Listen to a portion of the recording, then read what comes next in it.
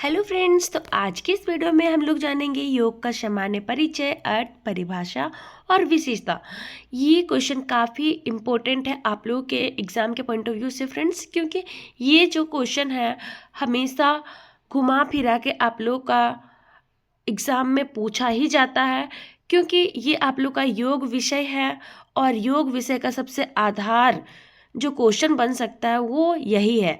इसीलिए इसको बिल्कुल भी स्किप नहीं करना है, क्योंकि आप एक योग के छात्र हैं तो योग के बारे में जानना बहुत ही ज़्यादा ज़रूरी हो जाता है। क्योंकि अगर आप इसके अर्थ, परिभाषा, इससे क्या लाभ होते हैं, इसकी विशेषताओं को नहीं जानेंगे तो फिर आपको ये डिग्री लेके फिर कोई फ़ायदा नहीं होगा। इसीलिए चलिए हम लोग सबसे पहले हम लोग योग के अर्थ और परिभाषा, विशेषता के बारे में अच्छे से समझते हैं।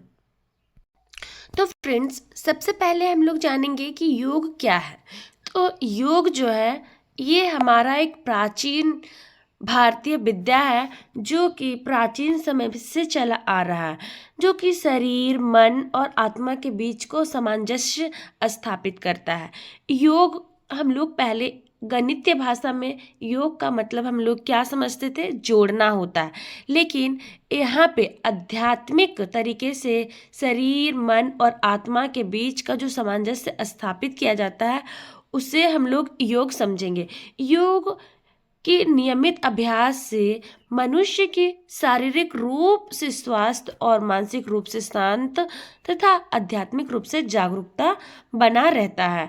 यानी कि फ्रेंड्स, होता क्या है, यहाँ पे हमारा शरीर, मन और आत्मा के बीच में एक सामंजस्य यानी कि तालमेल बैठाया जाता है और उसमें ध्यान लगाया जाता है। ध्यान लगाने से हमारा मन शांत होता है, हमारी कार्य करने की क्षमता बढ़ती है। इसीलिए योग हमारा ये प्राचीन विद्या है। योग व्यक्ति को स्वयं को समझने और अपने विचारों पर नियंत्रण रखने तथा जीवन में संतुलन को बनाए रखने की एक शिक्षा देता है। क्या करता है, जो भी हम लोग अपने लाइफ में, अपने जीवन में खुद को समझते हैं और अपने विचारों को अच्छे से समझने का प्रयास करते हैं, अपने विचारों को नियंत्रित रखते हैं और जीवन को अच्छे तरीके से चलाते हैं, यानी एक समत्व अवस्था में, तो इसे ही क्या कहा जाता है, योग कहा जाता है। अगर योग का उद्देश्य की बात की जाए फ्रेंड्स, तो योग का उद्देश्य केवल शरीर को स्वस्थ बनाना नहीं होता है, बल्कि मनुष्य के शरीर के संपूर्ण व्यक्तित्व का विकास करना होता है। योग हम लोग आगे जानेंगे कि योग को कैसे हम लोग शारीरिक, मानसिक और आध्यात्मिक रूप से कैसे इसे अपनाते हैं, इसके बारे में आगे हम लोग अच्छे से जानेंगे। लेकिन यहाँ योग का उद्देश्य केवल शरीर को स्वस्थ बनाना नहीं होता, बल्कि मन, आत्मा और शरीर के प्रत्येक अंग को स्वस्थ रखना होता है और पूरी अवस्था में हमें सम अवस्था बनाए रखने को ही योग बताया गया। इसलिए योग एक समग्र जीवन विज्ञान भी कहा जाता है, यानी कि हमारे पूरे शरीर यानी जीवन काल में एक सम अवस्था बनाए रखता है। इसीलिए इसे समग्र जीवन विज्ञान भी कहा जाता है। तो फ्रेंड्स, अब हम लोग जानेंगे कि योग का अर्थ क्या होता है। योग का अगर अर्थ की बात की जाए तो योग जो शब्द है, योग शब्द संस्कृत के यूज धातु से बना है। ये आप लोगों का एग्जाम में ऑब्जेक्टिव टाइप में पूछा जा सकता है कि योग कौन से धातु से बना है, तो संस्कृत के यूज धातु से बना है, जिसका अर्थ क्या होता है, जोड़ना, मिलाना या एक करना या एकाग्र करना ही योग कहलाता है। अब योग का वास्तविक अर्थ क्या होता है वो हम लोग जानेंगे। तो शरीर और मन का मिलन होता है, मन और आत्मा का सामंजस्य होता है, आत्मा और परमात्मा से मिलन होता है, विचार, व्यवहार और कर्म में संतुलन को स्थापित करना होता है। यानी फ्रेंड्स, योग वह प्रक्रिया है जिसके द्वारा मनुष्य अपने जीवन के सभी पक्षों में संतुलन और सामंजस्य को स्थापित करता है। वही क्या कहलाता है, तो योग कहलाता है। तो अभी हम लोग क्या जाने कि योग का शाब्दिक अर्थ क्या होता है, तो वो संस्कृत के यूज धातु से मिलकर बना हुआ है। अब हम लोग जानेंगे योग की परिभाषाएं। ये परिभाषाएं आप लोगों को पूरी सेमेस्टर में काम देने वाली है, क्योंकि ये हर बार योग की परिभाषा से रिलेटेड क्वेश्चन आता है कि कौन कौन ऋषि ने योग के बारे में क्या कहा है। तो भारतीय ऋषि मुनियों ने योग के अनेक परिभाषाएं दी हैं। उनमें से कुछ प्रमुख है जिसे हम लोग जानेंगे, जैसे कि महर्षि पतंजलि के अनुसार क्या दिया गया है। तो पहली परिभाषा क्या है, योगश्चित्तवृत्ति निरोधा, यानी मन की चंचल वृत्तियों को रोकना, नियंत्रित करना ही योग कहलाता है। ये हम लोग पतंजलि योग सूत्र में अच्छे से पढ़ेंगे कि योगस चित्त वृत्ति निरोध किस तरह से की जाती है। जब भी आप योग कीजिएगा फ्रेंड्स, तो योग में आपके मन में 1000 तरह की वृत्तियां चलती रहेगी, यानी आपके मन में 1000 तरह के ख्याल आते रहेंगे।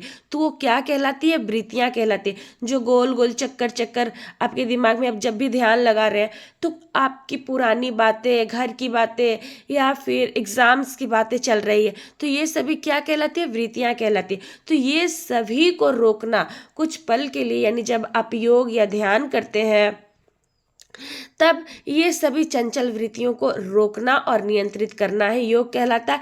तभी आपका योग क्या होगा, सफल माना जाएगा। जब मन शांत और स्थिर हो जाता है, तब व्यक्ति सही निर्णय लेने और आत्मज्ञान प्राप्त करने के लिए सक्षम हो जाता है।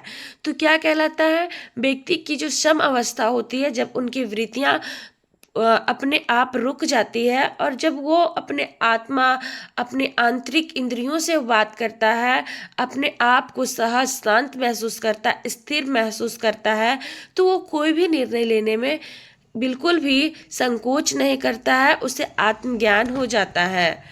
अब भगवत गीता में क्या कहा गया है, समोत्तम योग उच्यते। ये पूरी यहाँ पे परिभाषा नहीं दिया गया है, लेकिन ये आधा ही है। लेकिन समत्वम योग उच्यते का क्या अर्थ होता है कि आपके जीवन में कोई भी सुख दुख हो, लाभ हानि हो, अच्छा बुरा हो, सफलता हो, असफलता हो, सभी अवस्था में क्या रहना है, समान भाव में रहना है। जैसे अगर रामायण की बात की जाए, रामायण में भगवान राम सीता को ढूंढते ढूंढते कभी भी विचलित नहीं हुए थे, सम अवस्था में रहते थे, वो कभी परेशान नहीं दिखते थे, हमेशा वो मुस्कुराते रहते थे।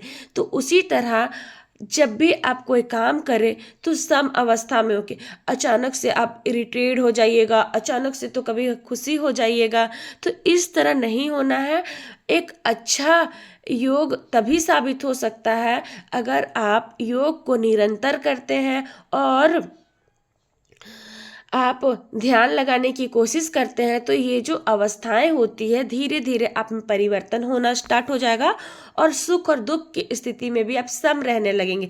जब आपको लाभ या हानि भी होगा, तब भी आप क्या रहिएगा, सम अवस्था में रहिएगा, और सफलता असफलता भी होगा तो उसमें भी समान भाव में रहने लगेगा। तो वही क्या कहलाएगा, योग कहलाएगा।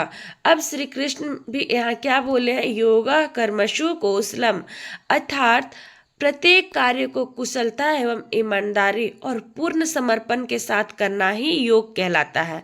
यानी कि जब भी आप कोई कार्य करें, तो उसमें प्रत्येक कार्य की कुशलता पूर्वक, यानी एक परफेक्शन के साथ में ऑनेस्टी और पूरा समर्पण भाव से जब आप काम करते हैं, तो उसका रिजल्ट भी उसी तरह 100% प्योरीफाई होके मिलता है। जब आप अपने एग्ज़ाम की तैयारी कर रहे हैं फ्रेंड्स, तो क्या होता है, जब आप 100% आप अपने एग्ज़ाम को लिए देते हैं, तो आपको रिजल्ट 100% मिलता ही मिलता है। इसीलिए अपने कार्यों को करने के लिए पूरी कुशलता और ईमानदारी से कीजिए, तो हो जाएगा। योग हमें क्या सिखाता है, तो योग हमें कुशलता यानी परफेक्शन और ईमानदारी और पूर्ण समर्पण भाव से कार्य करना ही क्या योग है। ये नहीं कि आप आसन कर लिए, प्राणायाम कर लिए, मुद्राएं लगा लिए, तो ये सभी योग नहीं है। हमें योग क्या सिखाता है, जीवन जीने की एक कला को सिखाता है, यही क्या है, योग है। इन सभी परिभाषाओं में स्पष्ट होता है कि क्या है, योग केवल आसनों तक सीमित नहीं है, बल्कि यह जीवन जीने का एक श्रेष्ठ कला है। अभी मैं आप लोग को यही बात बताई कि योग केवल आसन और प्राणायाम तक सीमित नहीं है, बल्कि यह जीवन जीने का एक श्रेष्ठ मार्ग हमें दिखलाता है। अब हम लोग जानेंगे योग की क्या क्या विशेषताएं हैं। जब हम लोग योग करते हैं तो हमें क्या क्या बेनिफिट्स मिलता है, तो योग की अनेक विशेषताएं बताई गई जिनके कारण यह संपूर्ण विश्व में लोकप्रिय हो गया। अभी पहले लोगों को योग के बारे में बताना पड़ता था, लेकिन योग इतना फेमस हो गया है अब कि अब हम लोग हर साल 21 जून को योग दिवस के रूप में मनाते हैं पूरे विश्व स्तर पे। ये भी एक नरेंद्र मोदी जी हमारे प्रधानमंत्री का देन है, जो कि इसे विश्व स्तर पर बनाने के लिए ये तिथि को घोषित किए हैं। तो इसकी विशेषताएं क्या है, शारीरिक स्वास्थ्य प्रदान करता है। यानी कि योग जब हम करते हैं तो हमारा शारीरिक जो स्वास्थ्य होता है वो पूरी तरह से स्वस्थ हो जाता है, मजबूत हो जाता है और हमारी पूरी शरीर लचीलापन हो जाता है। नियमित योगा अभ्यास से मांसपेशियां मजबूत होती है और हमारा जो रक्त संचार होता है वो बेहतर हो जाता है तथा शरीर के कार्य क्षमता भी बढ़ने लगती है। ठीक है, उम्मीद है आप लोग अच्छे से समझ पा रहे हैं।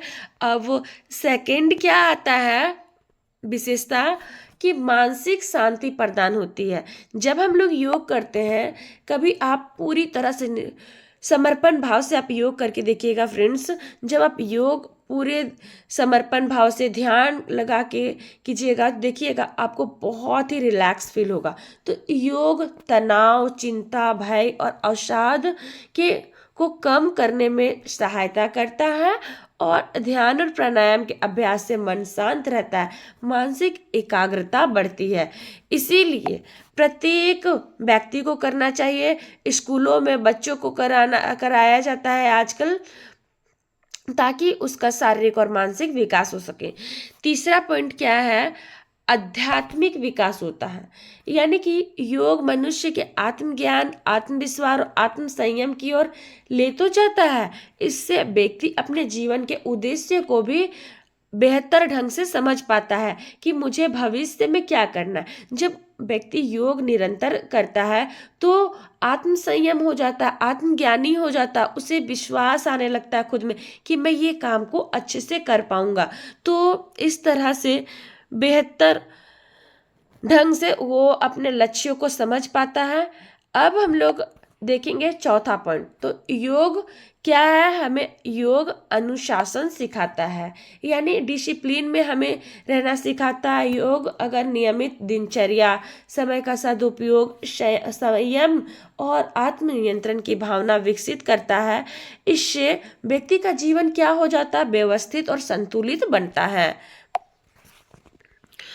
अब पांचवा पॉइंट जानेंगे। तो पांचवा पॉइंट क्या है, एकाग्रता को बढ़ाता है।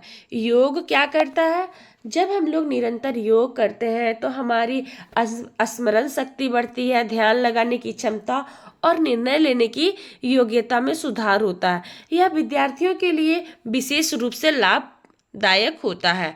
इसीलिए सभी विद्यार्थी को योग प्रत्येक दिन 1 घंटे नहीं तो आधा घंटा करना ही चाहिए। अब छठा पॉइंट क्या है, योग क्या करता है, रोगों से बचाव करता है। जब हम लोग योग करते हैं, अनेक प्रकार के आसन करते हैं, प्राणायाम करते हैं फ्रेंड्स, तो हमारे शरीर के ऑर्गन्स पे इफेक्ट पड़ता है। ठीक है, तो उससे क्या होता है, हमारे शरीर में जैसे कि मधुमेह हो गया, उच्च रक्तचाप हो गया, मोटापा, पीठ दर्द या अनिद्रा जैसी कोई भी समस्याएं होती है, तनाव होता है, ये सभी अनेक प्रकार की समस्याओं के जोखिम को कम करने में सहायक हो सकता है। नियमित अभ्यास से रोग प्रतिरोधक क्षमता भी बेहतर होती है। यानी कि जो हमारे शरीर में रोग आते हैं उससे लड़ने के लिए हमारा शरीर सक्षम हो जाता है, हमारा शरीर रोगी नहीं होता है।